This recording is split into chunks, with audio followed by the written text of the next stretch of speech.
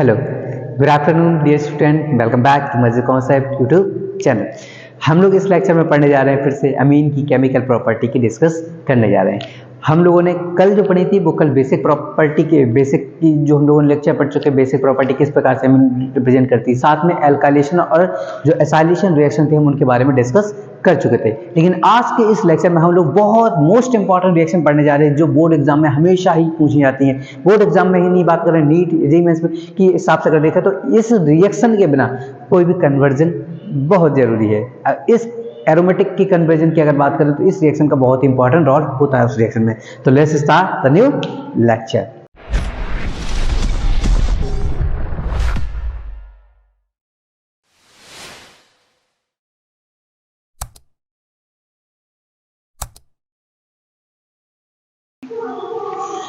तो जो इस लेक्चर में हमारी फर्स्ट रिएक्शन होने वाली है वो रिएक्शन है हमारी कार्बेल अमीन अभिक्रिया। कौन सी रिएक्शन है? कार्बेल अमीन अभिक्रिया हमारी है।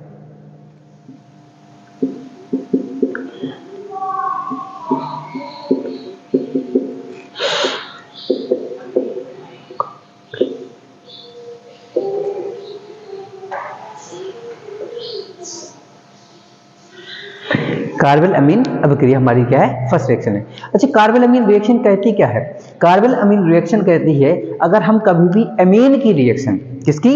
अगर अमीन की रिएक्शन हम लोग कराते हैं क्लोरोफॉर्म एंड अल्कोहलिक क्यूएच के साथ में, एल्कोहलिक क्यूएच के साथ अगर कराते हैं तो इस कंडीशन में ये आइसोसाइनाइड टेस्ट देता है। ये क्या करता है? फेनिल आइसोसाइनाइड या एल्किल आइसोसाइनाइड का फॉर्मेशन हमें देखने को मिलता है। तो इस रिएक्शन के द्वारा क्या होती है हमारी कार्बेल अमीन, इस रिएक्शन के द्वारा हमारी क्या होती है, इसमें हमें फेनिल आइसोसाइनाइड मिलता है या फिर एल्किल आइसोसाइनाइड मिलता है। इसी वजह से हम लोग इसे आइसोसाइनाइड टेस्ट के रूप में भी इसे जानते हैं। जो आइसोसाइनाइड होता है ये हमें मतलब पंजेंट स्मेल की तरह क्या करता है, मतलब तीक्ष्ण गंध से क्या होती है हमारी निकलती है। ठीक है, तो देखते हैं रिएक्शन किस प्रकार से इसकी रिएक्शन वर्क करती है हमारी। ठीक है, तो एक्चुअली अगर देखा जाए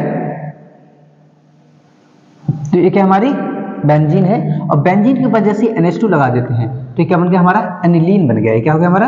एनिलीन। अगर एनिलीन की रिएक्शन क्लोरोफॉर्म के साथ कराते हैं, किसके साथ में? क्लोरोफॉर्म के साथ में करा, साथ में लेते हैं एल्कोहलिक क्यूएच लेते हैं। कौन सा लेते हैं हम लोग? यहाँ पे एल्कोहलिक क्यूएच लेते हैं।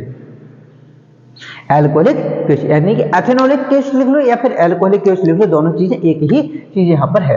अगर ये आपस में रिएक्ट करती है तो उस कंडीशन में देखो एक्चुअली होता क्या है यहाँ पे, अगर मैं आप लोग को बताऊं इसकी मैकेनिज्म की अगर बात करते हैं, थोड़ा सा समझ लो, मैकेनिज्म के ऊपर नहीं जा रहा हूं मैं, बस थोड़ी सी बात समझ लो। जैसे क्लोरोफॉर्म, ये रिएक्शन बहुत आती है नीट वगैरह में, जिसका क्वेश्चन वगैरह आंसर पूछते हैं, नीट या जेईई मेंस वगैरह में जो क्वेश्चन पूछते हैं वो कहता है कि यहाँ पे देखो, अच्छा कार्बो अगर बात करें हम नॉर्मली जो इंटरमीडिएट प्रोडक्ट होते हैं वो तीन प्रकार तो आप लोगों ने सुने होंगे, कार्बोकैटायन यानी कार्बोधनायन, कार्बोनायन यानी कार्बोरेडायन और फ्री रेडिकल यानी कि मुक्त मूलक। ये तीन तो सुने होंगे, लेकिन यहाँ पे जो इंटरमीडिएट प्रोडक्ट बनता है तुम्हारा मध्य प्रदेश पदार्थ जो बनता है वो इन तीनों में से नहीं बनता है। यहाँ पे एक स्पेशल टाइप का इंटरमीडिएट बनता है, इसीलिए कहते हैं ये रिएक्शन इंपॉर्टेंट है। अब देखो क्या बनता है इसका इंटरमीडिएट, तो कुछ इस प्रकार से देखो, जैसे इन दोनों की अगर मैं रिएक्शन कराऊं क्लोरोफॉर्म के साथ में, क्लोरोफॉर्म के साथ में CHCl3 के साथ में, KOH के साथ में, तो एक्चुअली क्या होता है देखो, जो चीजें हैं वो वही रहेगी। कैसी? K के साथ में Cl निकलना तय है, तो K के साथ में क्या निकल गया तुम्हारा? Cl। यहाँ पे OH है तो एक H के साथ में क्या होगा? H2O निकलेगा ही निकलेगा। क्या निकलेगा? H2O निकला। अब बचा यहाँ पे देखो क्या है, इस क्लोरोफॉर्म से एक Cl भी निकल गया, हाइड्रोजन भी निकल गया, तो बचा क्लोरीन, एक कार्बन बचा और क्या बचा? दो क्लोरीन बचे इसके पास में, हाइड्रोजन निकल गया जल के साथ में और एक क्लोरीन निकल गया KCl के साथ में, बचा क्या? CCl2।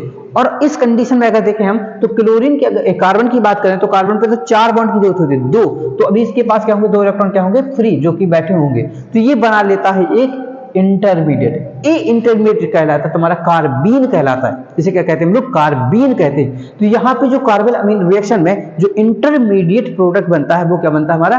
कार्बीन बनता है। तो ये इसलिए क्या है, ये कार्बन, ये क्या तुम्हारा इंटरमीडिएट प्रोडक्ट होता है।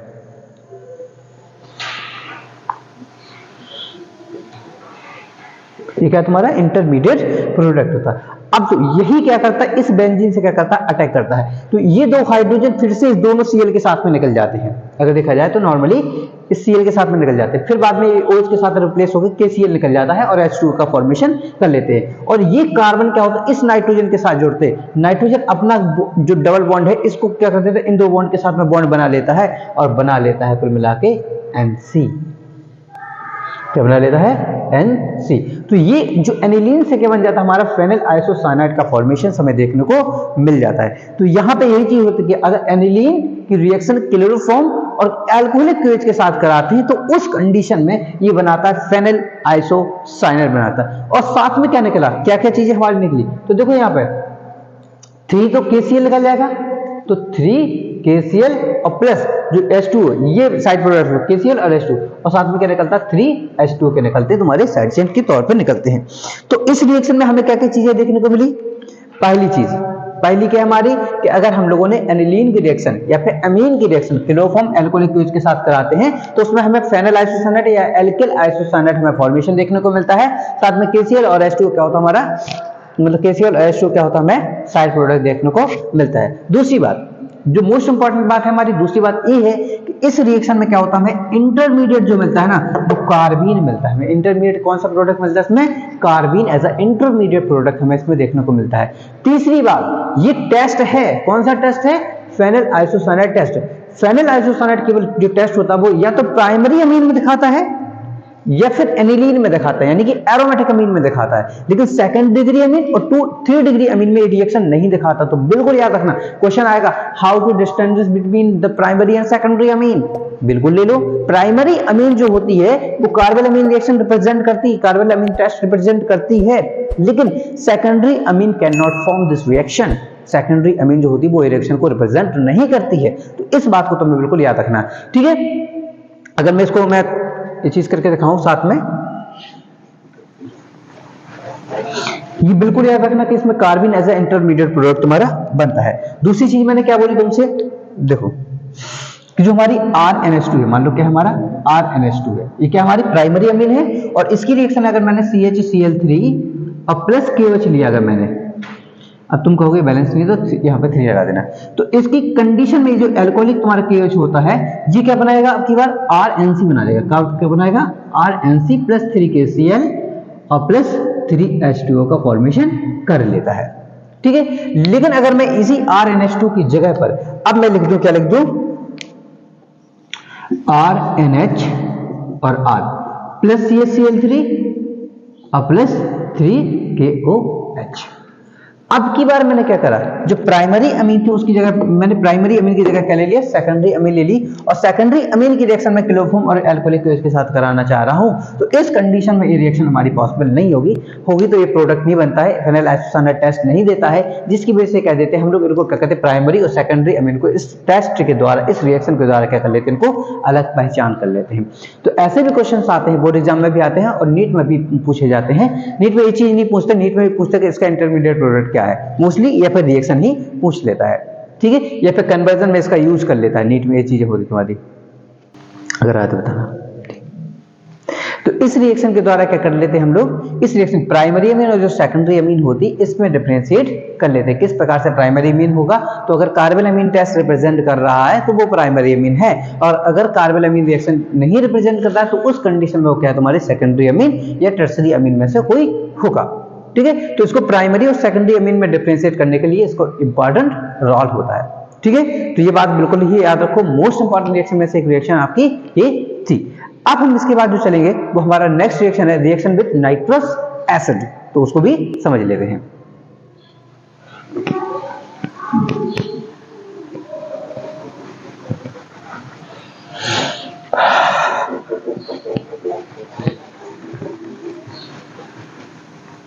बस रात में नौटंकी कम होती है, कैसे लगी, देखो अब देखो। तो नेक्स्ट रिएक्शन जो हमारी है वो रिएक्शन विद नाइट्रस एसिड है।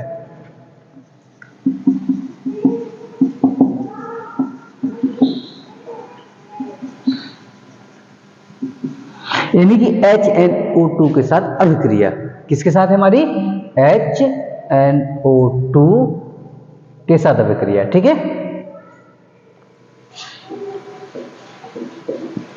HNO2 के साथ हमारी अभिक्रिया की हम लोग बात कर रहे हैं यहाँ पे। तो क्या होता है HNO2 के साथ रिएक्शन कराने के पर क्या होता है, तो हम पहले प्राइमरी अमीन के लिए डिस्कस करते हैं जरा, ठीक है।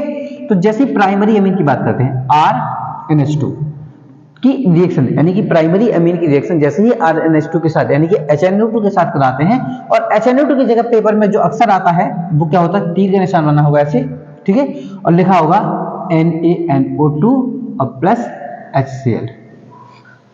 हमेशा ये चीज लिखा होगा कि NaNO2 प्लस HCl के साथ रिएक्शन कराने पर क्या होता है, तो ये एक्चुअली जो NaNO2 है ये क्या होता है, HNO2 का ही फॉर्मेशन कर लेते हैं। तो क्या करते हैं, HNO2 का ही फॉर्मेशन कर लेते हैं। तो जब भी अमीन की रिएक्शन अगर HNO2 के साथ में होती है तो इस कंडीशन में NaNO2 और HCl का फॉर्मेशन मतलब होता है कुछ इस प्रकार से। जैसे ये NaNO2 है तुम्हारा, NaNO2 है और प्लस क्या है तुम्हारा, HCl है। तो जब भी आपस में रिएक्ट करते हैं तो देखो Na के साथ में Cl निकल आता है और प्लस क्या बचा, ये H लग जाएगा NO2 के साथ में, तो बन जाता है नाइट्रस अम्ल HNO2। अब जो ये नाइट्रस अम्ल होता है ये डायरेक्टली क्या करता है, अमीन पे अटैक करना चाहता है इन दोनों के साथ मिलकर। इसी वजह से क्या होता है, ये रिएक्शन विद HNO2 इसको बोला जाता है नाइट्रस अम्ल बोला जाता है।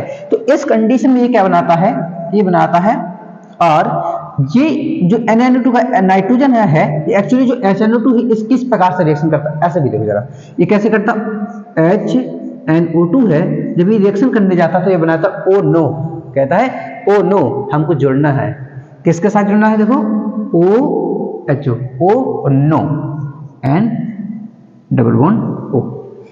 तो ये जो नो है ये नो जाता है इसके पास, ये जाता है इसके पास, कैसे जाएगा देखो, जैसे RNH2 है और इससे कौन जुड़ने जा रहा है, ये N डबल बॉन्ड O।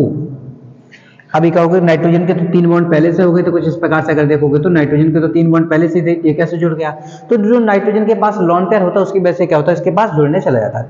तो क्या होता है, अगर जुड़ेगा तो नाइट्रोजन पे देखो जुड़ने अगर जाएगा तो इनके भी अगर बॉन्ड, तो क्या होगा, ये बॉन्ड टूटता है हाइड्रोजन इसके पास, ये बॉन्ड टूटेगा ये हाइड्रोजन इसके पास, तो कौन निकल गया यहाँ से, अगर देखो तो ये नाइट्रोजन नाइट्रोजन निकल गया, ये हाइड्रोजन हाइड्रोजन के साथ में ऑक्सीजन निकल गया है, और जब ऑक्सीजन निकल जाएगा तो ये जो वाटर निकल गया है, और वाटर निकलेगा तो ये बन जाता है RN2। तो क्या बन जाता है ये तुम्हारा RN2, ठीक है। अब इस ये क्या बन गया तुम्हारा, ये तुम्हारा क्या बन गया, RN2 बन गया। और RN2 के साथ में क्या होता है, जो Cl यहाँ पे निकला था ये Cl क्या होता है इसके साथ में बना लेता है, तो ये बन जाता है RN2Cl का फॉर्मेशन कर लेता है। साथ में अगर बात करें तो कौन कौन निकल गया, तो अब कौन कौन निकल गया तुम्हारा, यहां से ये H2O निकला है, ठीक है, यहां से कौन निकला तुम्हारा H2 निकला, और साथ में Na+ भी तुम्हारा निकला हुआ है, ठीक है। तो पहली कंडीशन में अगर देखा जाए तो प्राइमरी अमीन अगर नाइट्रस एसिड के साथ यानी NaNO2 और HCl के साथ रिएक्शन करता है तो डाइएजोनियम साल्ट का फॉर्मेशन कर लेता है, साथ में वाटर और Na+ क्या होता है हमारा रिलीज हमें देखने को मिल जाता है, ठीक।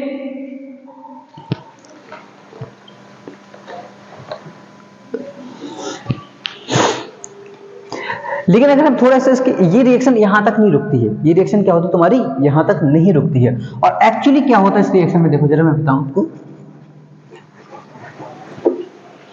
एक्चुअली अगर मैं बताऊं तो ये जो वाटर मॉलिक्यूल बनता है ना, ये वाटर मॉलिक्यूल के साथ नाइट्रस एसिड जो हमारा डाइजेनियम सॉल्ट बना ये इसके साथ में रिएक्ट कर लेता है, और ये रिएक्ट करने के बाद इसके साथ रिएक्ट करके ये तुरंत ही किसमें कन्वर्ट हो जाता है, ये बना लेता है ROH, एल्कोहल का फॉर्मेशन कर लेता है। तो अगर हम लोग बात करें और एल्कोहल के साथ में नाइट्रोजन गैस निकाल देता है और प्लस NaCl निकल जाता है तुम्हारा, क्या होता है, तो इसने जैसे क्या हुआ इसके साथ अटैक किया, Cl+2H2 नहीं N2+HCl निकलता है।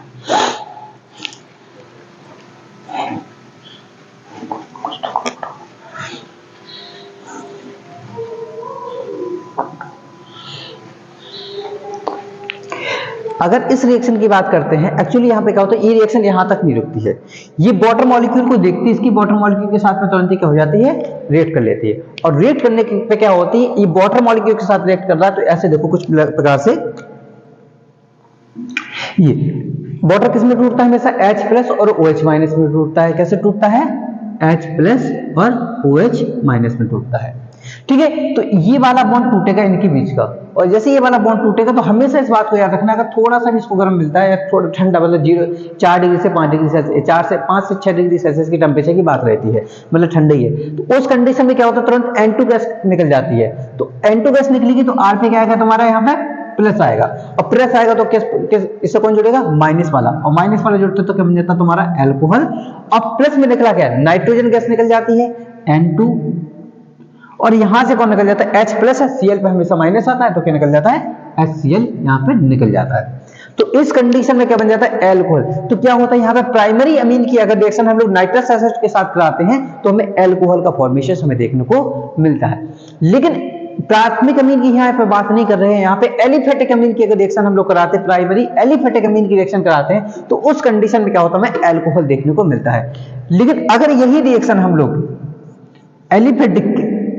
एलिफेटिक की जगह अगर हम लोग एरोमेटिक अमीन के साथ में कराते हैं, तो इस कंडीशन में भी ये क्या होती है, अगर रिएक्शन विद नाइट्रस एसिड कराएं, मतलब NaNO2 के साथ कराएं प्लस HCl के प्रेजेंस में, तो इस कंडीशन में ये रिएक्शन क्या होती है, केवल और केवल डायजोनियम सॉल्ट का ही फॉर्मेशन करती है। टी बनाती तुम्हारी, क्या बनाती है तुम्हारी, N2Cl बना देती है। तो अब ये बात हम लोग को, इस रिएक्शन क्यों जरूरी है, अब देखो जरा, अब N2 से जो Cl बना ना, यही तुम्हारी रिएक्शन, बाकी सारी तुम्हारी सैंडमायर रिएक्शन होगी, गाटरमैन रिएक्शन होगी, ये रिप्रेजेंट करता है N2Cl। लेकिन हम अभी सैंडमायर गाटरमैन की बात नहीं कर रहे हैं, अभी हम बात कर रहे हैं नाइट्रस एसिड से किस प्रकार N2Cl बना। तो एक बात याद रखनी, जब एलिफेटिक अमीन की रिएक्शन नाइट्रस एसिड या NaNO2HCl के साथ कराते हैं तो क्या मिलता है, हमें एल्कोहल मिलेगा। लेकिन अगर वहीं पर हम क्या करें, यहां पर रिएक्शन किससे कराएं, एनिलीन यानी कि एरोमेटिक अमीन के साथ रिएक्शन नाइट्रस एसिड के साथ कराते हैं, तो उस कंडीशन में ये डायजोनियम सॉल्ट का फॉर्मेशन कर लेता। तो ये एलिफेटिक अमीन जो नाइट्रस एसिड है, ये एलिफेटिक अमीन और एरोमेटिक अमीन में डिफरेंशिएट करती है। एलिफेटिक अमीन एल्कोहल, एरोमेटिक अमीन डायजोनियम सॉल्ट का फॉर्मेशन करती है। तो ये इस बात को भी बिल्कुल याद रखना है, ये दोनों जो रिएक्शन जो पढ़ी हैं आज की रिएक्शन, ये दोनों रिएक्शन डिफरेंशिएट करने में बहुत इंपॉर्टेंट रिएक्शंस होती हैं और बोर्ड में है इस साल, और ये ऐसी है नहीं, ये वाली खासकर ये रिएक्शन तो मतलब अगर तुम देखोगे जेईई मेंस या नीट के जो भी कन्वर्जन वाले क्वेश्चन आते हैं ना, ये रिएक्शन ऐसा होती नहीं कि वहां पर ना लिखा हुआ हो। डाइजोनियम सॉल्ट में कन्वर्ट कर देता है, और डाइजोनियम सॉल्ट जब भी एरोमेटिक का कोई भी क्वेश्चन तुम्हें डाइजोनियम सॉल्ट कन्वर्ट कर लिया, इसके बाद में तुम कुछ भी बना लो, इससे टेलोरोबेंजीन बना लो, ब्रोमीड बेंजीन बना लो, आयोडोबेंजीन बना लो, केवल बेंजीन बना लो, फिनॉल बना लो, फिनॉल बेंजीन बन गया तुम्हारा, अब बेंजीन से तुम बेंजोइक एसिड बना लो, बेंजल्डिहाइड बना लो। तो ये किसी में भी कन्वर्ट करने में क्या है, इंपॉर्टेंट रोल प्ले करती है। इसीलिए ये रिएक्शन क्या है तुम्हारी, अगर बेंजीन वाले कंपाउंड बनाने हैं तुम्हें, बेंजीन वाले कंपाउंड बनाना है अमीन से, तो इस रिएक्शन का तुम्हें सहारा लेना पड़ेगा। ठीक है, स्टेटमेंट क्या लिखेंगे, स्टेटमेंट लिखेंगे इस रिएक्शन के लिए, व्हेन एनिलीन, कौन सी व्हेन तुम्हारी क्या है, तुम्हारी aromatic amine react with nitrous acid to form alcohol, what when aniline और aromatic amine react with nitrous acid to form benzene diazonium salt. तो ये रिएक्शन की अगर बात करते हैं तो बहुत ही इंपॉर्टेंट रिएक्शंस है। कन्वर्जन की अगर बात करें, कन्वर्जन की करें तो इसका हम लोग क्या कर सकते हैं, बहुत ही ज्यादा इंपॉर्टेंट रोल प्ले कर सकते हैं कन्वर्जन करने के लिए। ठीक है, जैसे कल एक स्टूडेंट ने कन्वर्जन बोला था, पूछा था, अब उसको कन्वर्जन करने के लिए मैंने उसका सॉल्यूशन तो उसको वहीं दे दिया था, लेकिन अगर मैं इस तरीके से भी उसको करना चाहूँ तो भी हम उस कन्वर्जन यहाँ पे कर सकते हैं। कन्वर्जन है, आप लोग ट्राई करना, अगर ट्राई करोगे उसका मैं आंसर आप लोगों को नेक्स्ट क्लास में भी दे दूंगा।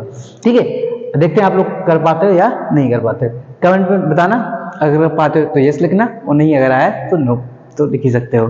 ठीक है, कन्वर्जन आपका सिंपल सा कन्वर्जन है, छोटा सा। ठीक है, आपका बेंजीन लिखा हुआ है, बेंजीन से बनाना